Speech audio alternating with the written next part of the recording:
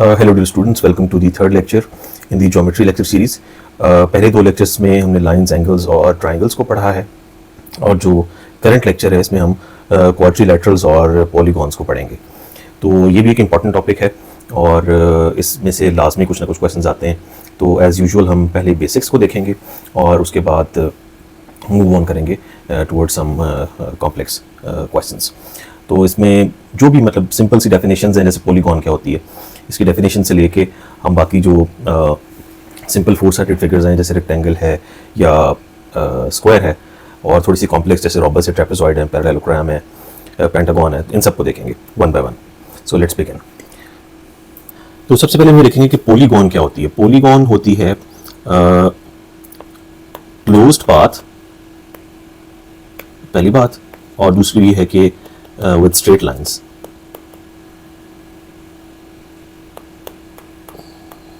तो अगर आप ये देखें कि ये स्ट्रेट लाइन है, ये स्ट्रेट लाइन है, दो स्ट्रेट लाइन्स हमने बनाई हैं, इनको जितना भी हम नज़दीक कर दें तो ये क्लोज्ड पाथ कभी भी नहीं बना सकती, यानी जितना भी नज़दीक ले हैं।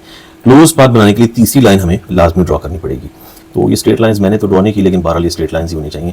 तो क्लोज पाथ फिर स्ट्रेट लाइन से पहले पॉलीगॉन जो है उसमें सबसे स्मॉलेस्ट पॉलीगॉन कौन सी होगी? ट्राइंगल होगी। ठीक हो गया। इसी तरह से फोर साइडेड पॉलीगॉन, ये एक रेक्टेंगल है, ये भी पॉलीगॉन है क्योंकि इसकी सारी स्ट्रेट लाइंस हैं और इसके साथ साथ क्लोज्ड पाथ भी ये बना रहा है। सिमिलरली ये हमने अगर एक पेंटागन बनाई है, यानी फाइव साइडेड फिगर है, तो ये भी सारी स्ट्रेट लाइंस हैं और क्लोज्ड पाथ भी है। तो इन अदर वर्ड्स, यानी जितनी मर्जी साइड्स हों, it doesn't matter as long as they are straight lines और जो है वो पाथ क्लोज हो रहा है, तो वो क्या कहलाएंगी? पॉलीगॉन। अब ये हमारे सामने फोर साइडेड पॉलीगॉन है, तो इसकी ये चार जो कॉर्नर्स हैं, यानी this one, this one, this one and this one, तो इन चार कॉर्नर्स को हम क्या कहेंगे? ये वर्टिसेस ऑफ दी रेक्टेंगल या स्क्वायर जो भी है। तो और एक इनमें से हर एक, यानी इस कॉर्नर को, यानी ये जो एंड पॉइंट है जहाँ पे ये मिल रही हैं ये लाइंस, तो इसको हम क्या कहते हैं? वर्टेक्स। यानी इसके कितने वर्टिसेस हैं? टोटल 4 वर्टिसेस हैं।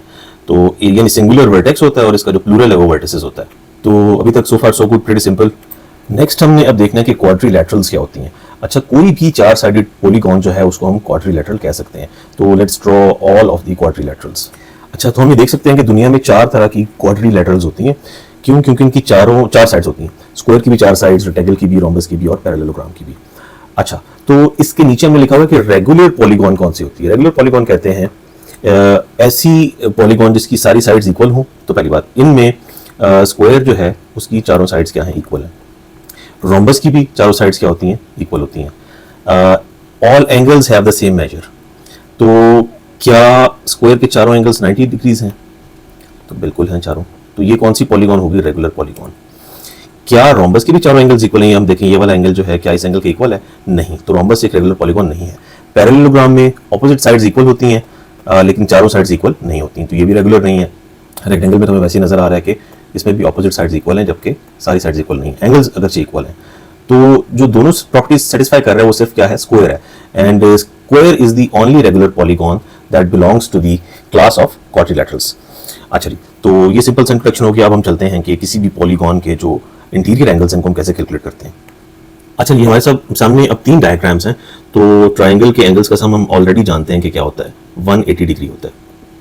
ये भी हम जानते हैं कि रेक्टेंगल के एंगल्स जो हैं उनका सम क्या होता है? 360 होता है।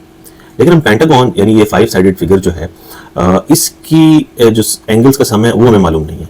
तो अब हम एक ऐसा फॉर्मूला लिखने लगे हैं जिससे हम किसी भी पॉलीगॉन का, चाहे उसकी 5 साइड्स हों, 6, 10, 20, 50, 100, 1000, तो उनके जो एंगल्स का सम है, इंटीरियर एंगल्स का, वो हम कैलकुलेट कर सकते हैं।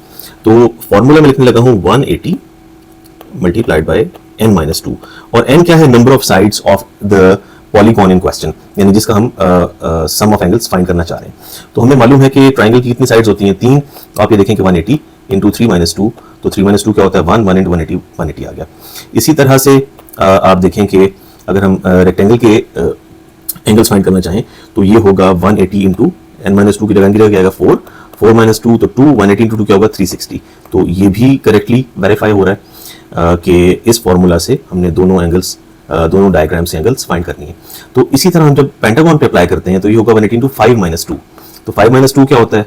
3 होता है। तो 180 इंटू 3 क्या होगा? ये हो जाएगा 540। तो sum of interior angles of pentagon is 540। तो इसी तरह से 6 साइडेड फिगर्स में हम n की जगह क्या पुट करेंगे? 6। Heptagon 7 sided figures 7। ऑक्टागॉन यानी 8 साइडेड फिगर, उसमें हम क्या करेंगे, n की जगह 8 पुट करेंगे। इस तरह डेकागॉन जो है, जो 10 साइडेड फिगर होती है, उसमें n की जगह हम 10 पुट करेंगे। तो 10 - 2 8, 18 118 to 8 1440। तो ये sum of angles of interior angles of a decagon आ जाएगा। अच्छा, अब इसके बाद होता है एक्सटीरियर एंगल्स। ये बड़ा इंटरेस्टिंग टॉपिक है। अच्छा, अभी हमारे सामने 3 डिफरेंट पॉलीगॉन्स बनी हुई हैं, ट्राइंगल, रेक्टेंगल और पेंटागॉन। तो इन तीनों के जो एक्सटीरियर एंगल्स हैं, एक्सटीरियर एंगल्स का सम क्या होगा, 360। यानी ये आपसे पूछा जाए कि ट्राइंगल है, उसके एक्सटीरियर एंगल्स का सम क्या होगा, हम कहेंगे 360 होगा। पूछा जाए कि रेक्टेंगल के एक्सटीरियर एंगल्स का सम क्या होगा, 360। पेंटागॉन के एक्सटीरियर एंगल्स का सम क्या होगा, 360। उसकी वजह ये है कि जब ये एंगल्स हम कैलकुलेट करते हैं, यानी इस तरह से एंगल हमने ये बनाया है, इधर हमने ये एंगल ये वाला बनाया है, इसी तरह से यहाँ पे हमने एंगल्स बनाए, तो ये सारे एंगल्स जो है ना, यानी मिलके इनको जब हम ऐड अप करें, तो यानी ये देखें एंगल्स जो हैं, तो ये मिलकर ना एक सर्कल बना देते हैं। यानी ये वाला चंक, ये वाला चंक और ये वाला चंक, ये सारे मिलकर क्या बना देते हैं, एक सर्कल पूरा बना देते हैं। इसी तरह से ये रेक्टेंगल में भी हम देखें कि ये वाला चंक, ये वाला चंक, यहाँ तो हमें बड़ा क्लियरली नजर आएगा, ये वाला चंक और ये वाला चंक। यानी देखिए 4 सर्कल्स के पीसीज हैं, तो इनको मिला के हम देखें तो ये क्या बनेगा, ये 360 डिग्री बनेगा। तो सिमिलरली इस कॉन्सेप्ट को एक्सटेंड कर सकते हैं टू एनी डायग्राम, यानी डायग्राम नहीं बल्कि एनी पॉलीगॉन। तो ये एक फैक्ट है जो हमें याद रखना है कि sum of exterior angles of any polygon is 360। अच्छा जी, अब ये हमारे सामने पैरेललोग्राम बनी हुई है, तो हमें मालूम है कि ये हमने 4 तरह की क्वाड्रिलैटरल्स देखी हैं, तो उनमें से एक कौन सी थी, पैरेललोग्राम। पैरेललोग्राम में क्या होता है, a quadrilateral in which both pairs of opposite sides are parallel. तो यानी ये साइड जो है ये इसके ऑपोजिट है, तो ये पैरेलल होंगी, यानी बिल्कुल इनकी डायरेक्शन सेम होगी। इसी तरह से ये और ये बिल्कुल एक दूसरे के पैरेलल होंगी, हेंस द नेम पैरेललोग्राम। ठीक हो क्या? अच्छा, तो इसमें जो इसका एरिया कैलकुलेट करने के लिए हमें चीजें चाहिए होती हैं, वो होती हैं 2। एक होती है इसकी बेस और दूसरी होती है इसकी हाइट। अच्छा, अब जिस तरह से हमारे सामने डायग्राम बनी हुई है, तो इसमें अपेरेंटली तो हम कहेंगे कि ये इसकी बेस है, तो वेल एंड गुड। लेकिन अगर ये डायग्राम फर्स्ट कीजिए हमारे सामने इस तरह से बनी होती, यानी ऐसे, तो तब हम इसको भी बेस ले सकते थे। तो इट डजंट मैटर कि हम इस साइड को बेस ले रहे हैं या इस साइड को बेस ले रहे हैं। अच्छा, दूसरी चीज जो हमें चाहिए होती है वो हाइट होती है। तो हाइट हम ड्रॉ करते हैं, जो पैरेललोग्राम का ये टॉप पॉइंट है, यानी वर्टेक्स जिसे बोलते हैं, इससे हम परपेंडिकुलर ड्रॉ करेंगे बेस पे, 90 डिग्री पे। तो ये इसकी हाइट कहलाएगी और ये बेस है। जो नीचे हमने छोटी डायग्राम बनाई है, इसमें ये बेस है, जबकि ये जो ऊपर से गिरेगा ये क्या है, ये हाइट है।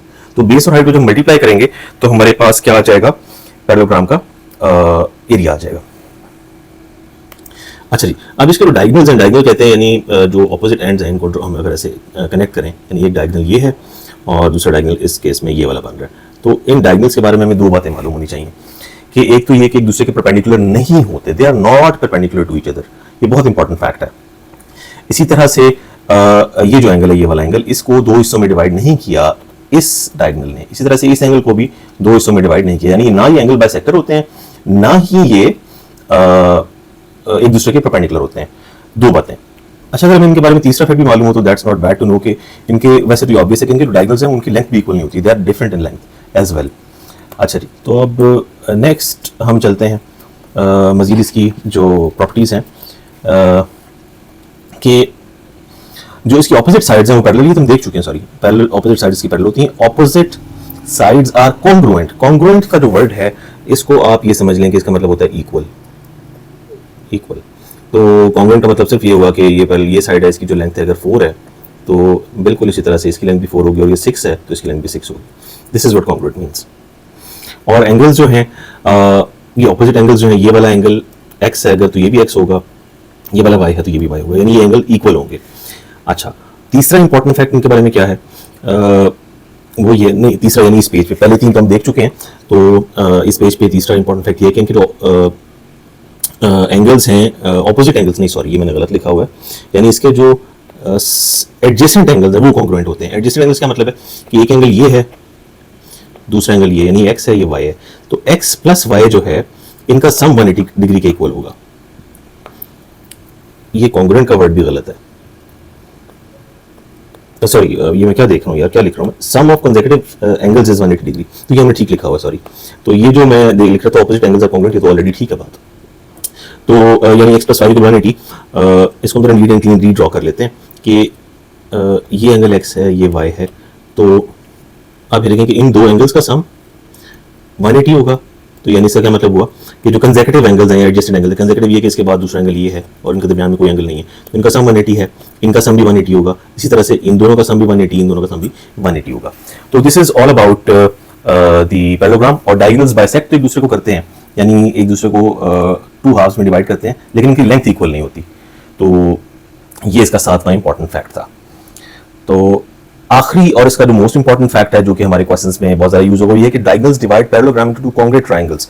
यानी जब डायगोनल्स हम ड्रॉ करते हैं, बल्कि एक डायगोनल ड्रॉ करेंगे जब हम, यानी मिसाल के तौर पे ये हमारी पैरेललोग्राम है ABCD, तो इसमें AC जो है ये डायगोनल है। इस डायगोनल ने इस ट्रायंगल को, इस पैरेललोग्राम को दो बिल्कुल सिमिलर ट्रायंगल्स में, यानी बिल्कुल एक जैसी ट्रायंगल्स में इनको डिवाइड कर दिया। यानी सिमिलर का वर्ड जो यहाँ पे टेक्निकली दुरुस्त इसलिए नहीं होगा कि सिमिलर वो ट्रायंगल्स होती हैं जिनमें एंगल्स बिल्कुल इक्वल होते हैं, कोरेस्पॉन्डिंग एंगल्स, और उनकी जो साइड्स हैं उनका रेशियो सेम होता है। जबकि मैथमेटिक्स की लैंग्वेज में कॉन्ग्रुएंट जो वर्ड है, कॉन्ग्रुएंट का मतलब ये होता है कि तीनों साइड्स भी इक्वल हैं और तीनों एंगल्स भी इक्वल हैं। यानी ये एंगल इसके इक्वल है, ये वाला एंगल इसके इक्वल है, और ये वाला एंगल इसके इक्वल है। तीनों एंगल्स इक्वल हैं और तीनों साइड्स कैसे इक्वल हैं, ये देखेंगे डायगोनल तो वैसे ही कॉमन है इन दोनों में। यानी जो इस डायगोनल की लेंथ है इसी, वो इसी ट्रायंगल का भी डायगोनल है और ये छोटी दूसरी नीचे वाले ट्रायंगल का भी डायगोनल है। अच्छा, दूसरी बात ये कि ये साइड्स पैरेलल और इक्वल हैं, ये हमें पहले से मालूम है, तो इसका मतलब ये दोनों साइड्स भी इक्वल हैं और ये साइड इसके पैरेलल भी है और इक्वल भी है, तो इनके लेंथ भी सेम है। तो हेंस प्रूफ कि डायगोनल जो है डिवाइड करता है पैरेललोग्राम को टू कॉन्ग्रुएंट ट्रायंगल्स में। कॉन्ग्रुएंट यानी तीनों एंगल्स और तीनों लेंथ्स एक जैसी। अच्छा, इसके बाद now let's move on to rectangle. Rectangle जो है वो that is the simplest of all quadrilaterals, लेकिन हम जाहिर उसको रिकैप तो करेंगे। रेक्टेंगल एक ऐसी क्वाड्रिलैटरल होती है जिसकी ऑपोजिट साइड्स इक्वल होती हैं, यानी this side is equal to this side और this side is equal to this side, और चारों एंगल से क्या होते हैं 90 डिग्री। एरिया कैसे फाइंड करते हैं, लेंथ और विड्थ को मल्टीप्लाई करके। यानी विड्थ अगर इसकी ये है, फर्स्ट ये यहाँ से लेके यहाँ तक, और ये लेंथ है, तो लेंथ और विड्थ को मल्टीप्लाई करेंगे तो हमारे पास क्या आ जाएगा, एरिया ऑफ रेक्टेंगल। इसी तरह से पैरामीटर में फाइंड करना है। पैरामीटर क्या होता है, जो ट्रेवर्स पाथ होते हैं, जिस जगह से हम शुरू होते हैं वहीं पे जाके वापस हम आके रुकें, यानी इधर से इस तरफ ट्रेवल करें, फिर इधर से जाएं इधर, तो ये सारी लेंथ हम ट्रेवर्स करेंगे, तो ये लेंथ जो है ये पैरामीटर कहलाती है। तो पैरामीटर क्या होता है, रेक्टेंगल का 2L+2W, तो प्रीटी मच सिंपल। अच्छा, नेक्स्ट हमें देखनी है रोम्बस। रोम्बस जो है देखें, यानी ये नाम इसका थोड़ा सा अनफेमिलियर है, यानी हम इसको इस तरह से नहीं पढ़ते जिस तरह से बाकी चीज़ों को पढ़ा होता है, तो ये लगता है कि शायद कोई नई चीज़ है, लेकिन इट्स नथिंग न्यू। पहली बात। दूसरी है कि इसमें कोई मुश्किल बात भी नहीं है। देखिए, स्क्वायर इसकी सारी साइड्स इक्वल होती हैं, हमें जानते हैं, और इसके जो एंगल्स हैं चारों, वो क्या होते हैं, 90 डिग्री होते हैं। यानी स्क्वायर के चारों एंगल्स जो हैं वो 90 होते हैं, और चारों साइड्स क्या होती हैं, इक्वल। यानी कोई भी साइड में मालूम हो, सब साइड्स मालूम है। और इसका एरिया क्या होता है, लेंथ इंटू विड्थ नहीं, लेंथ चूंकि इसकी चारों साइड्स की इक्वल होती है, तो इसको हम लिखेंगे L स्क्वायर, यानी लेंथ का स्क्वायर। इसी तरह से जो रोम्बस है, रोम्बस में चारों साइड्स इक्वल होती है। यानी अगर स्क्वायर को थोड़ा सा टिल्ट कर दें हम, यानी इस तरह से खड़ा हुआ, इसको थोड़ा सा से टिल्ट कर दें, तो ये क्या बन जाएगा, एक रोम्बस बन जाएगी। तो रोम्बस की चारों साइड्स इक्वल होती हैं।